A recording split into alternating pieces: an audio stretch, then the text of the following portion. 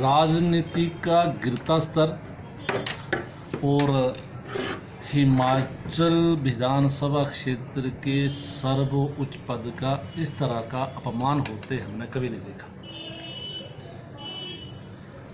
Speaker का पद एक बहुत ही प्रतिष्ठित गरिमामय पद है, परंतु इस पद का सरेआम सार्वजनिक मंचों पर हमारे विरुद्ध कथित टिप्पणियां, अनाप शनाप बयानबाजी के चलते ये पद कलंकित हुआ है, दागदार हुआ है।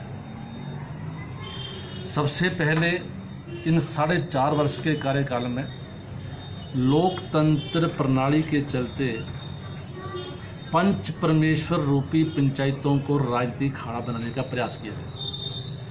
हमारे पंचायत सचिवों के ऊपर सत्ता की ताकत का दबाव बनाकर उस पंच परमेश्वर रूपी चारदीवारी के अंदर जनता को इकट्ठा किया गया।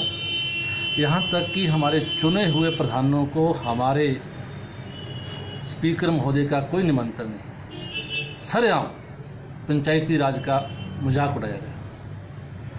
उसके उपरांत स्कूलों के हमारे शिक्षा के पावन मंदिरों के मंचों को राजनीतिक अखाड़ा बनाया गया। वहाँ स्कूलों के प्रधानाचार्यों के ऊपर धौंस जमाकर हमारे बच्चों के अभिभावकों को उस स्कूल के प्रांगण में इकट्ठा किया गया।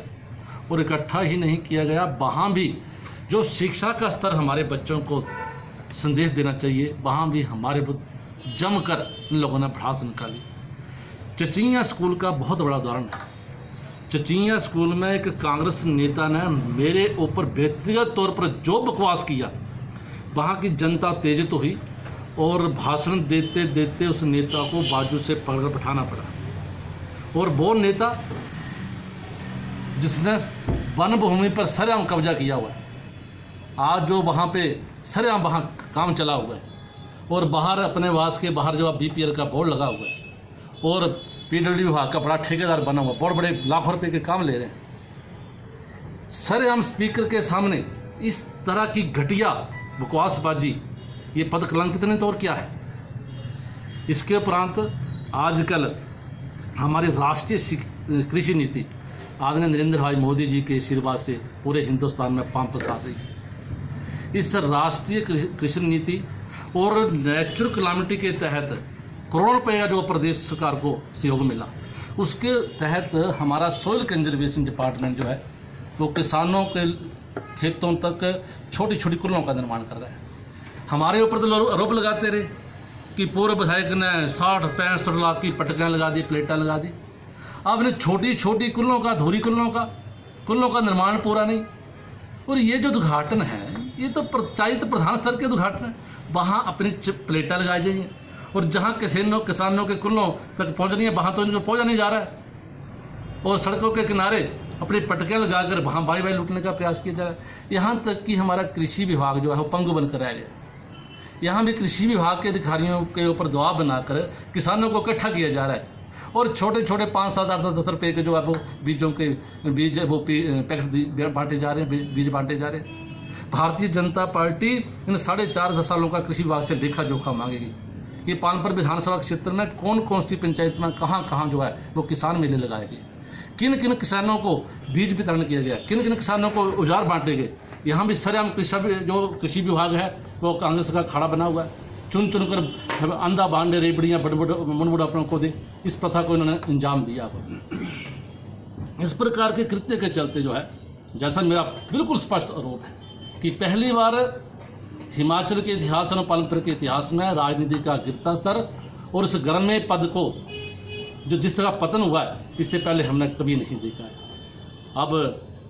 अभी हाल ही में डीड नोटिफाइड कर दिया गया हमारे राष्ट्रीय राजमार्ग पालमपुर नगरी बया धर्मशालापुर। पिछले वर्ष हमारे भूतपूर्व परिवहन मंत्री श्री नितिन भाई गडकरी जी यहाँ पे आए। उन्होंने आदरणीय श्री हमारे लोकप्रिय सांसद श्री शांता कुमार जी के सौजन्य से कांगड़ा चक्की मंडी का 4 लाइन का भूमि पूजन किया, बाथू पुल का उद्घाटन किया। इस तरह अनेकों उद्घाटन, भूमि पूजन, शिलान्यास हुए।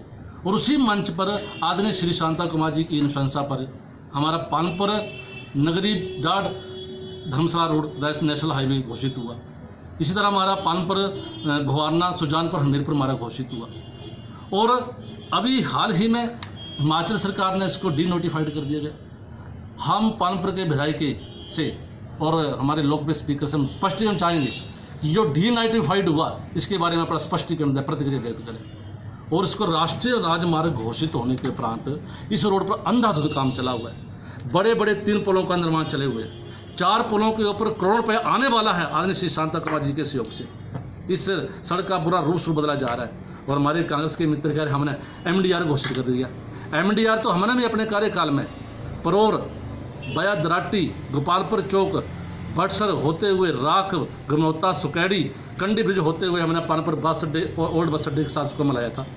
हमने 4 करोड़ 97 लाख रुपए का हमने धारशिला रखी।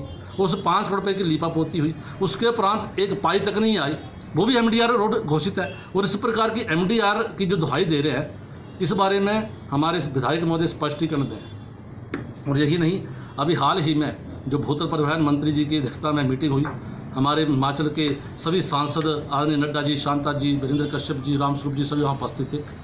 और वहाँ सैद्धांतिक नीति का फैसला हुआ कि इन राष्ट्रीय राजमार्गों के उत्थान के लिए जो है वो पानपुर और हमीरपुर में राष्ट्रीय राजमार्ग निर्देशालय खोले जाएंगे।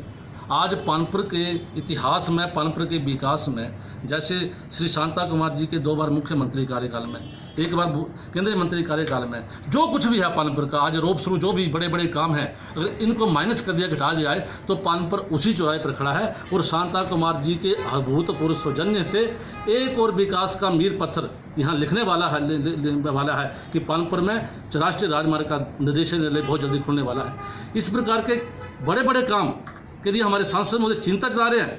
और हमारे लोकप्रिय सांसद महोदय हमारे रोड को डीनोटिफाइड किया जा रहा है, तो उसके ऊपर इनकी कोई प्रतिक्रिया नहीं। इसका स्पष्टीकरण है, मुझे इतना ही कहना है। धन्यवाद।